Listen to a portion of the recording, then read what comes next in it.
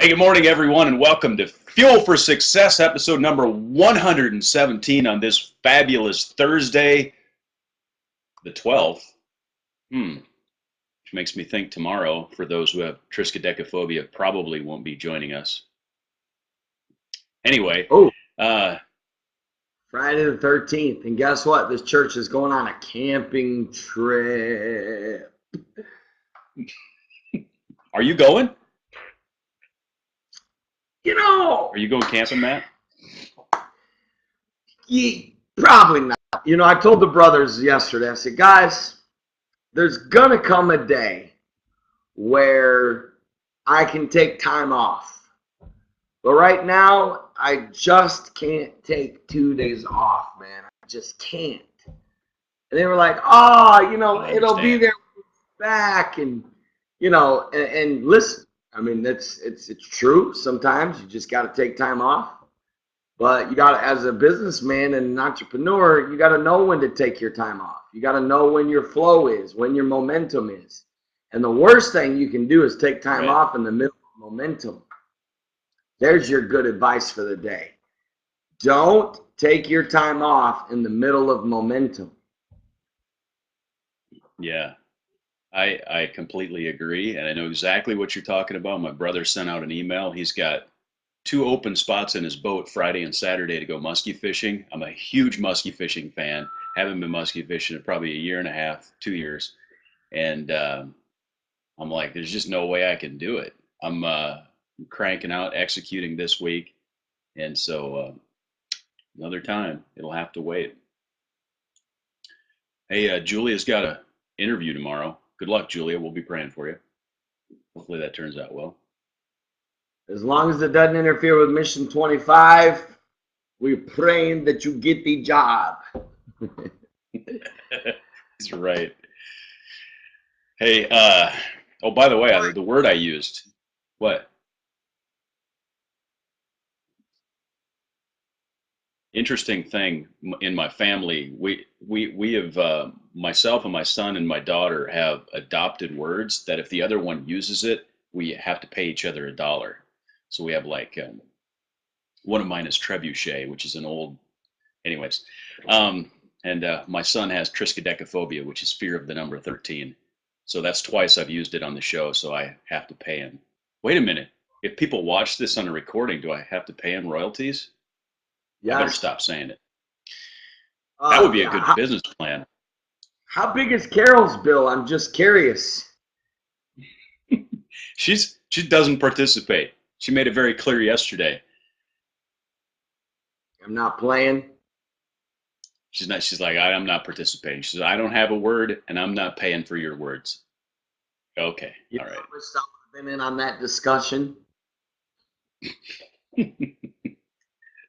Joe said I don't look happy on the show today. I think when we first opened, you were in the middle of doing something on your phone, so you probably didn't look happy, but you need to smile. I'm happy, Joe. I'm happy, man. We're happy. I preached to the youth last night, man. That was kind of old school right there. Going back to the good old, reminded me of the good old youth camp days. And man, we got a blowout. God moved. It was awesome. So things are going good, man. I'm excited about today's show. This is one of our favorites, business and entrepreneurship. So let's talk a little business here, my friend.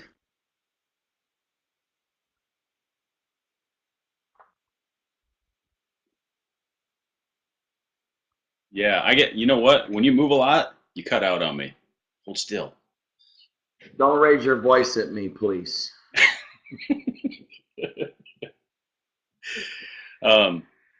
Sorry. Sometimes your bandwidth goes down a little bit, so I don't know. I didn't exactly hear what you said, but I'm out in the sticks. I'm out in the boondocks, man. I understand. Hey, as you said, leading in, just like every Thursday, today's business development and entrepreneurship. And so we'll talk a little bit about business today. Incidentally, hey, one quick tip to pass along. Just in my daily Bible reading today, I read Psalm 101, and I'm reading in the NLT version. I always reference back, but that one's easy to read. And I don't know that I'd ever read Psalm 101 in the NLT. And as I read it, I realized that Psalm 101 should be called Life 101. It's amazing. It's like, here's pretty much how to run your life. So go look it up when you have time.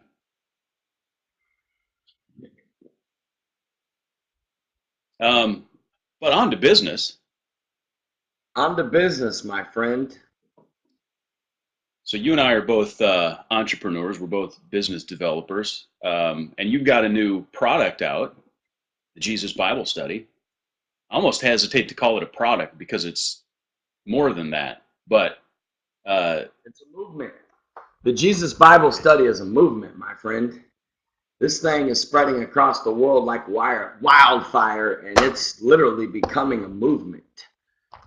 But anyways, we'll talk about that on another show. Let's get down to business, my friend, and talk about some good practical business tips on how somebody can explode their business. We're going to give some sales tips today. We're going to give some tips for entrepreneurs out there that are sweating it out and digging it out and trying to grow their business. So let's talk about it today, my friend. well, I've had one of the things I wanted to talk about. This is a kind of a question I had for you, and one of the things that I've dealt with over the past year or so. I've talked with several would-be entrepreneurs, would-be product developers that have come to me. Of course, one of the things that I do is I develop, mobile apps, and I get a lot of ideas for mobile apps and people, which becomes a product. And I've talked to a lot of people who have an idea, and when they have an idea, there's a process where you take an idea to market, and one of the very first steps that you have to go through is what I would call due diligence, and that is to search the market to see if there is already something of that nature, to figure out if it's something that's really applicable, if there's going to be value to it, and want to kind of get your feedback on that. When someone has a product idea, sort of what is the next step that they want to take?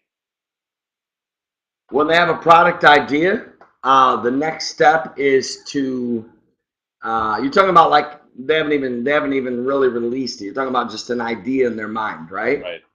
Right. Product idea. I think it would depend on what type of product. For example, I developed a product for the health and fitness industry last year that only you and maybe one other, maybe Caleb, are the only people on earth that know about it. So it depends on the type of product. Like in case the product that I'm trying to bring to marketplace, that I wholeheartedly believe one day Americans will own millions of them. Sometimes you have to, a lot of people make a mistake in telling too many people about a product that they're trying to release or bring to marketplace. Another thing, in my opinion, that you have to assess is, you got to get it patent. We're just talking about the practical steps here. Immediately, if you have an idea, get it patent, because this happens every day. How many times have you seen somebody, how many times have you walked into the store and grabbed a product and thought, oh my God, I thought of this very thing. You show your wife, you're like, honey, look, this is the thing I was telling you that I was going to build, that I was going to do, right? Because I really believe that God gives ideas and he expects us to execute and implement those ideas. And I see a lot of people that have amazing ideas, but they don't execute on those ideas. In fact, Joe Giletti and I read a book, I think it was 2 years ago together. It was called Making Ideas Stick. And it's basically a whole book on how to take your idea and really make it happen.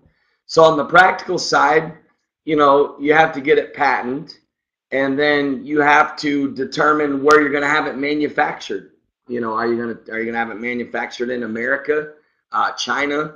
How many of them do you need to produce? How are you going to market this product? How, does the marketplace need to be educated about your product? Or the moment they see it, are they going to need it, want it? Listen, you can create the most amazing product in the world, but if people don't see value in it, it's just going to sit on the shelves. So you've got to know that your product is going to bring enough value to the marketplace, and that products that take education, where you've got to educate the masses about that product, in my opinion, are risky products to invest in or even to try to bring. I'm not saying you can't, because believe me, you can. But I'm just saying you really have to know how to educate in the marketplace. That's my take on it. I would agree. I've actually, yeah. Go ahead. Like I say, in the past year, several people, I've helped several people who had product ideas. I guess consulted with them or whatever. But one of the things that especially people who have a product idea for the first time, the very first step is basic market research. I'll give you an example. A good friend of mine said, "Hey, I have this idea for an app," and it was a great idea. I mean, the whole flow of the process of it for a mobile app, it was actually a sales tax based app. And I said, "Hey, the first step, the first thing we need to do is to see if there's something already in the market." And he's like, "Oh, I've already looked." I said, "Look, you really need to figure out if there's something already out there." And so he spent another couple of days, and he came back. He said, "You know what? There's this huge company that's a couple $100 million a year that is already doing this. They already have an app." And then at that point, you go, "Okay, now we know that there's competition. Now we need to evaluate. Okay, is it make sense to go in against to compete against this company? Is there something that can differentiate this product?" And then make that decision. In that case, we decided not to go there. I had it a couple months later, someone else who had a product idea for I forget exactly what it was, but it was a physical product to hit store shelves. And I said, we need to make sure that there isn't already something out there. Turns out that Target and Walmart were already stocking a product that was what she was thinking of. So the first thing that you need to do is really do market research and see if something is there.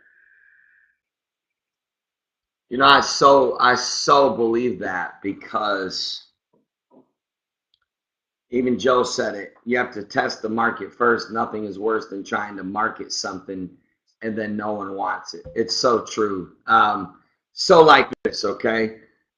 Julie asked, how does telling too many people affect? Well, there's not a lot of people out there that have integrity. There's a lot of people that steal your ideas. Listen, I can't tell you the amount of people that have taken my ideas, our ideas, and written books on them, that have gone and because a lot of times people are just that way. And if so, it's what, in fact, it may not, that's just part of that's business. In other words, if you don't patent it, that's kind of your own fault. If somebody steals your idea, is it wrong? Yes, as far as integrity goes. But there again, in the world of business, true business, I guess it's not wrong if you didn't take the time to patent your idea and protect it. So when you start telling a lot of people about your idea and somebody innocently just shares, hey, my friend is getting ready to release this thing, you have no idea how many people go look it up, see if it's patented, and then hurry up and patent it. And then you got to pay a lot of money for them. Or they can literally go design the exact same thing and you end up losing out. They're multi-millionaires off your idea. So that's the reason, Julie, that you should consider not telling too many people about your idea. That's true. Even if the people you tell, even if you trust them, like you said, they can innocently say something to someone else, and once the horse is out of the barn, it's too late. You gotta learn in life. You gotta learn in life who you can trust with your visions and your ideas. In fact, this also carries over into entrepreneurship. We've talked about, what, Mike, you still want to talk a little bit more about this product development? Oh, go ahead. What do you got? Well, no, I was going to go off into something else, but let me ask you, in your opinion, because I know you've developed a lot of products. So what would be your best advice right now for somebody that has an idea, they have a product, and they want to bring it to marketplace. They want to take that next step. What would be your best advice from your experience? What I said initially, first of all, due diligence, see if there's competition in the market, see if it's there. And if it is, evaluate whether or not you want to go in against that competition. Then, a lot of people get extremely wrapped around the axle on business plans. I'm not like a guy, and I think we talked about this a little bit, and we probably need to do a whole show on business plans. But do a very basic business plan just to validate the overall financial validity of the idea, right? Make sure it makes sense. I mean, if you can build a $5 product and the market will only pay $3 for it, you don't even want to go down that road. Or if it's a $3 product and you can make it for $2.80, then you go, well, does it make sense to do this? So there's just a rough business plan idea. And then I like what Joe said about test marketing. And that could be, depending on the product, it can be extremely expensive to test market something, or it can be extremely cost effective to do it. And by test marketing, what you're doing is you're actually testing a market with the product, right? So another way to do that is actually with focus groups. You could actually interview people. That's not quite as effective and accurate as real test marketing. But then follow through and diligence is supremely important. Most of the the product development type stuff that I've done is in the tech sector. So it's a little bit more cost effective to do things. The cost of goods sold for a piece of software is zero. Effectively, it's almost zero. I mean, there's obviously the development costs and that sort of thing. If you're building mechanical pencils, there's a cost to get 100 of these. And if you only buy 100, they're a whole lot more expensive each than if you buy 10,000, right? Technology products have a different financial dynamic, so it's a lot easier to test those things. Very good. If you don't believe in that product 100%, I mean, if you believe in it 99%, abolish the idea. You've got to go into something as the creator of the product, believing with all of your heart and soul that it's going to work, because of the patient process that you have to go through to bring it to marketplace. There's very few overnight successes when it comes to ideas, when it comes to even in fact, I was telling Caleb this yesterday. Literally, when Disney World took his friend to Orlando and showed him all this land and said, I'm going to build one of the biggest amusement parks right here. Orlando was underdeveloped back then. We're not talking about Los Angeles. But he saw the vision for it. And his own friend had an opportunity to get in on it and wasn't even sold because he didn't see the vision.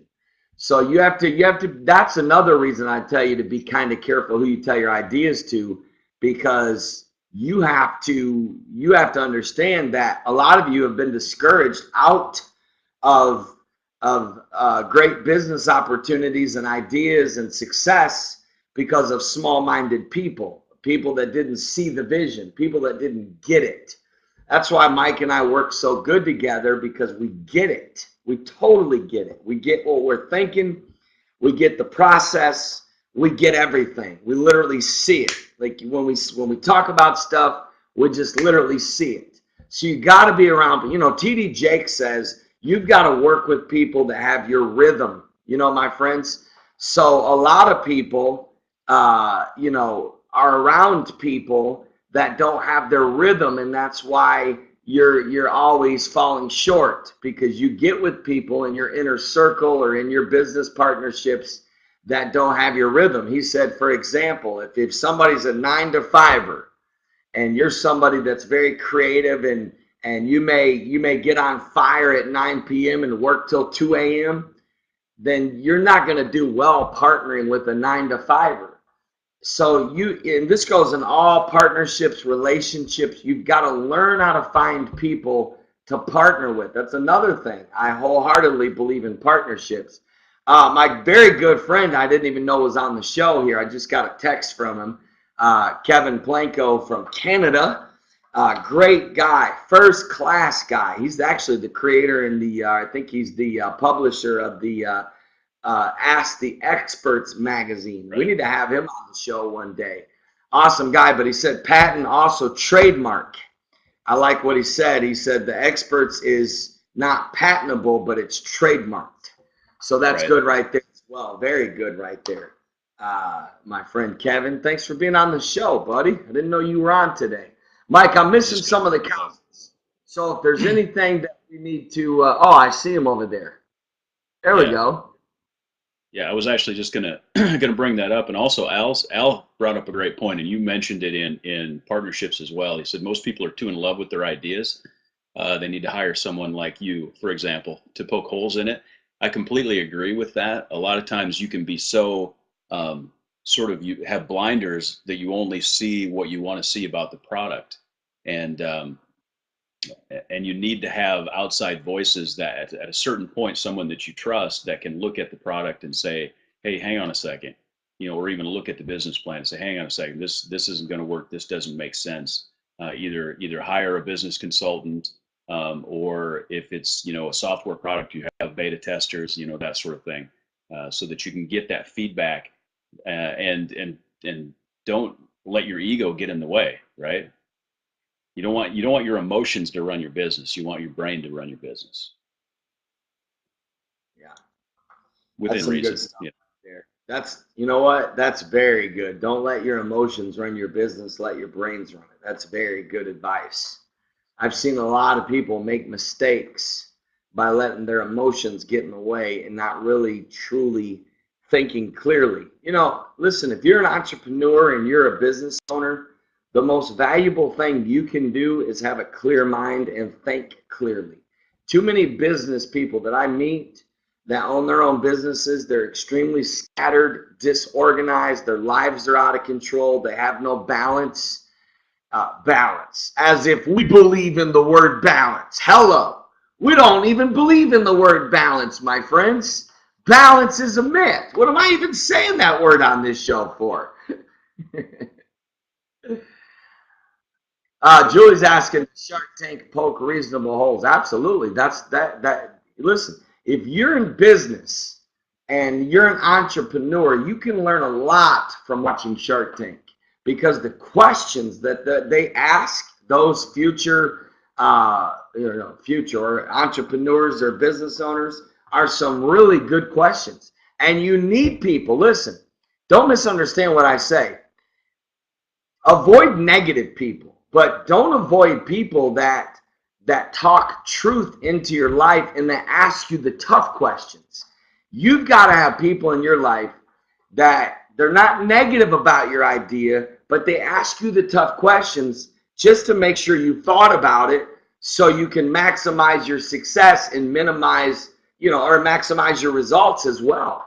So don't miss it. There's a fine line there between avoiding negativity but also taking and valuing people as a business owner. This is why most business owners have consultants. And if you own your own business and you don't regularly seek out a consultant, you're missing out on a whole lot. I think this is the biggest mistake I see in the church world, is a lot of our leaders, not all, but a lot of them, we all have egos, right? The worst thing you want to have if you own your own business or you're a leader is an ego. You've got to have consultants or advisors or people that can ask you the tough questions. It's not that they're being negative. It's just that they're provoking thought. It's called checks and balances.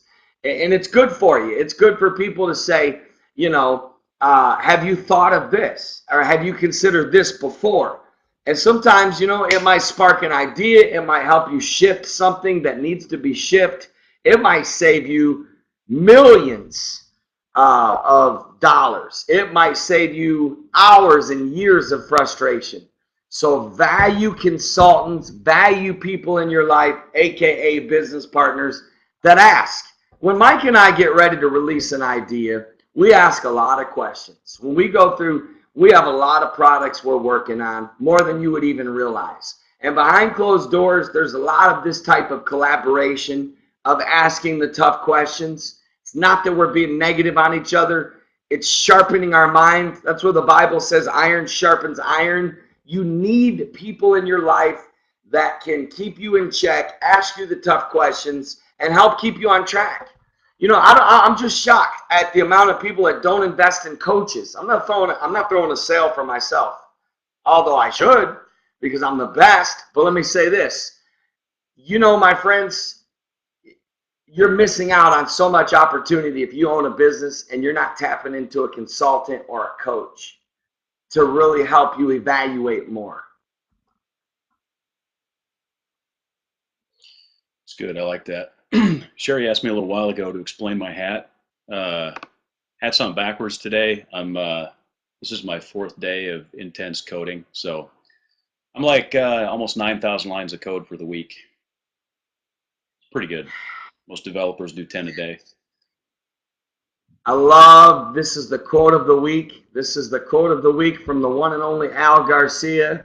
Big ego usually equals small bank account. Pretty good right there, my friend. It's kind of hard to top that quote. Hey, Matt, we've got about 4 minutes left. Do you have a sales tip for today? Yes.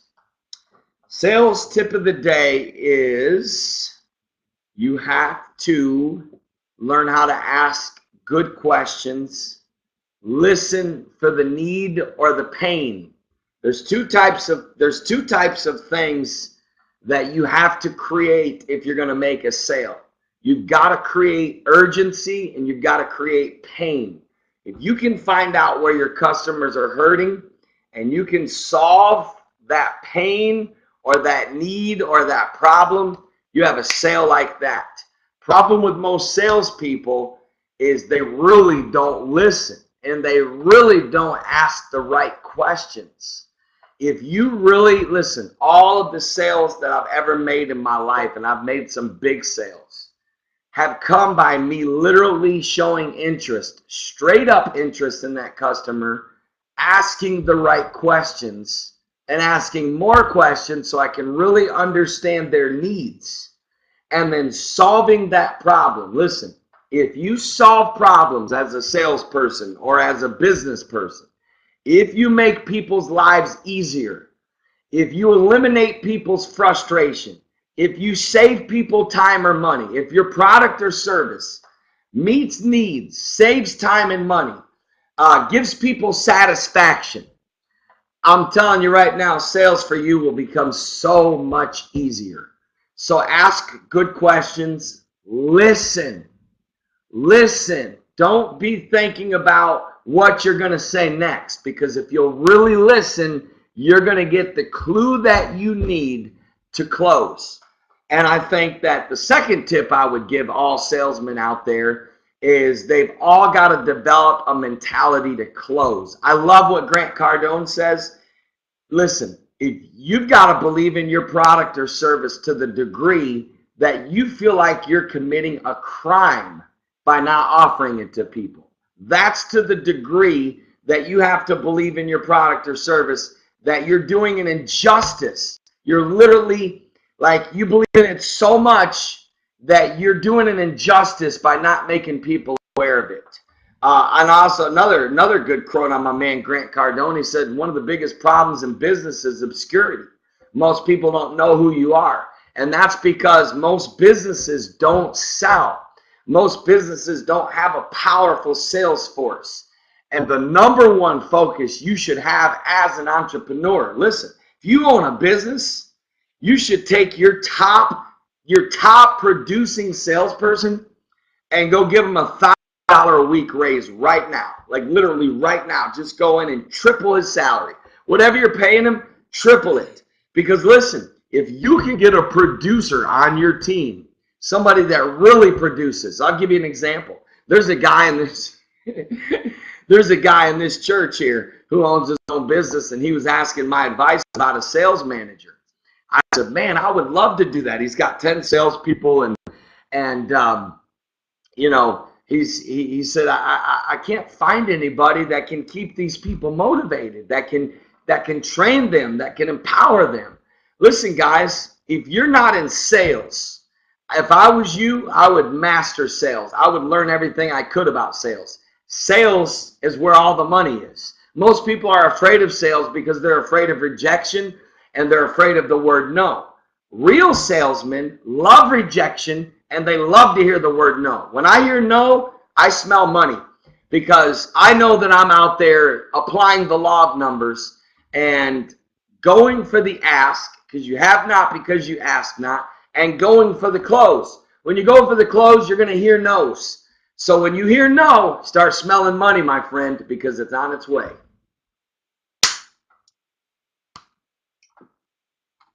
And that's your sales tips for the day, because there was a lot more than one packed in there. Good stuff, Matt. Awesome, man. Well, hey, I appreciate everybody that watched the show today. I love all the interaction over here. I appreciate everybody collaborating, connecting, sharing, gathering ideas, exchanging business. Nothing wrong with that, my friends. Business is not bad. It's okay to exchange businesses and services. So feel free. Just give us a commission. That's all we ask. If you make a sale on Fuel for Success, we expect at least 15%. So anyways, we love you guys. Don't forget to join us every single day, Monday through Friday at 9 a.m. Eastern Standard Time. If this show brings value to you and you believe it'll bring values to others, pass it along, my friends. Fuelforsuccess.tv. As you know, you can go to iTunes and listen to our podcast. And then you can also watch us on YouTube. And I highly suggest that if you miss our live show, that you watch the archives later. God bless. We love you. And we'll see y'all tomorrow morning at 9 a.m.